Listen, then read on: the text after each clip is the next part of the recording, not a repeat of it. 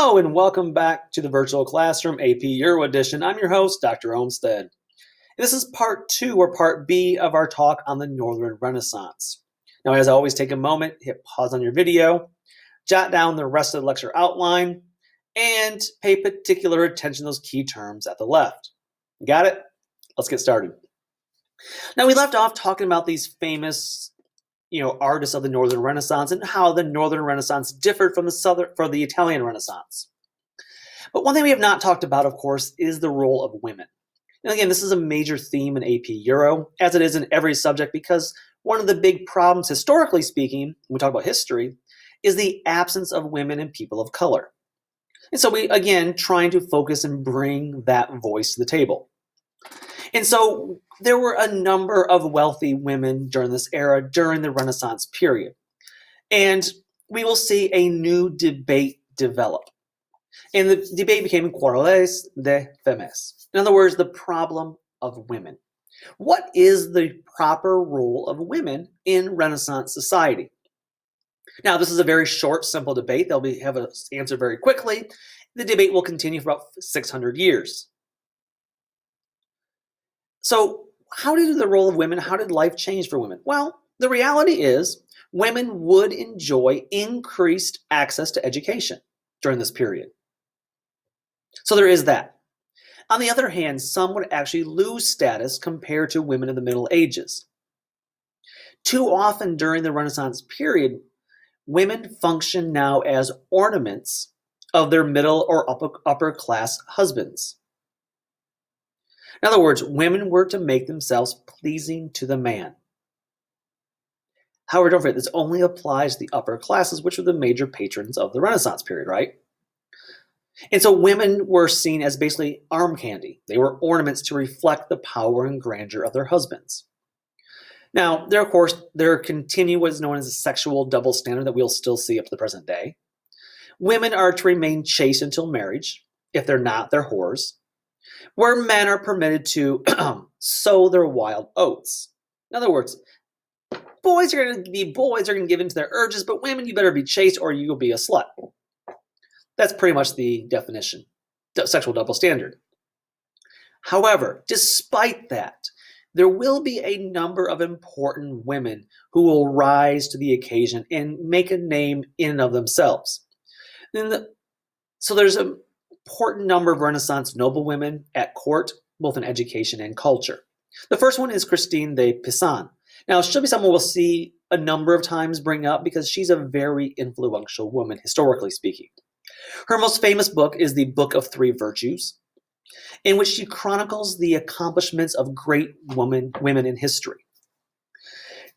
This will be considered a Renaissance woman's survival manual. And you might argue that she is Europe's first feminist. And she's extremely well educated in France. The second lady you should know is Isabelle d'Este. She's a poet. She's known as the First Lady of the Renaissance. And she sets an example for how women to break away from their traditional roles as mere ornaments of their husbands. In fact, the reason she's able to do so is because she will actually rule Mantua after her husband dies. Good morning, teachers. Stop by the front area. The PPE distribution is now in progress. Pick up your t-shirts, your mask, and your snacks. So come on down. This is why I do not like recording while I'm at school. Anyway, she and her siblings will be very well educated. And like I said, she will rule Mantua after her husband dies. Again, not very often does this happen. She will also write more than 2,000 letters. You see the book there, there's selected letters of, that she will provide a window into the politics and courtly life at the time. The third woman you should know is Artissima. And she'll be known for many of her Baroque paintings. Again, Baroque's something we haven't discussed yet, so she's a little bit ahead of her time as far as the overall picture. But many of her Baroque paintings, again, we'll talk about Baroque in a future lecture. So that's the next that comes after the Renaissance. But many of her Baroque paintings feature struggle and vengeance. She's the Me Too of her era because she's showing how women are being treated as essentially property or animals or not fully human. And she's becomes the, she is perhaps the first female artist to gain recognition in the post-Renaissance era. She's also the first woman to really paint both historical and religious scenes. She'll paint a number of what's called the Judith paintings. That's fantastic, but how did the average, everyday peasant woman live? Well, their job is family and prostitution, of course. In other words, for lower class women and peasant women, their status largely did not change compared to the Middle Ages. The nuclear family within Europe, poor people tended to be unable to support extended families, so often they lived in small nuclear families.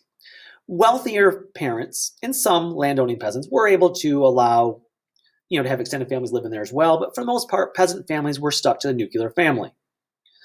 And remember, marriage is not based on love in this period. That's something that comes around 100 or more years later. Instead, it's based on economic considerations. And of course, parents play a large role. Arranged marriages are the norm because dowries are incredibly important in wealthy families, even in common families. And therefore, does give women a role in the economy.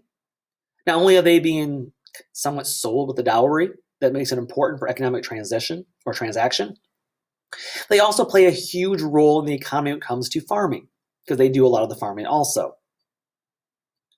So they will play a significant role in the economy, especially in Northern Europe. Not so much in Italy. Now, class issues. Well, first of all, the average age for women was under 20 years old for marriage versus mid to late 20s for men. So often their husbands are at least 10 years older than they are. In addition, the rich tend to marry earlier, younger than the middle classes. They can afford to. And poor people also tend to marry earlier too, if they marry at all. In other words, there's an awful number of poor women who don't actually end up marrying. Now, during this period, we will see a low rate of illegitimate births. We will see an increase in infanticide and abandonment, though. Because they don't want to be seen as illegitimate, because they can't afford to take care of them, we'll have increased infanticide and abandonment, especially among the poorer classes who can't afford them. Remember, there's no birth control, and the Catholic Church says there should not be. However, what would rise to take care of these abandoned children is is a phenomenon known as foundling hospitals. Think of them as orphanages. So these abandoned children, again, 2/3 were girls, because girls had a couple issues. One is they were never going to be, the man in society. So there's a decreased economic opportunity because they will have to come with a dowry, which means the family will have to try to, marry them off. And therefore, 2/3 of the abandoned babies were actually female. And they started these foundling hospitals, again, early orphanages, as a way to take in these abandoned kids versus just letting them die. Now, there will also be a couple of, by the way, just women, again, rape is not a serious crime. And in fact, we'll see increased prostitution over the Middle Ages. And again, this is largely because of, the era in which this double standard between men and women, and there's no thought of rape. Last thing is divorce. While it is available in some areas, it is largely non-existent until we get to the Reformation. Now, there will be a number of important female rulers. And again, I am listed there for you. And we'll talk about some of them like the Medicis and Elizabeth I later. Also, Mary Tudor. However, the issue of, did women really have a Renaissance?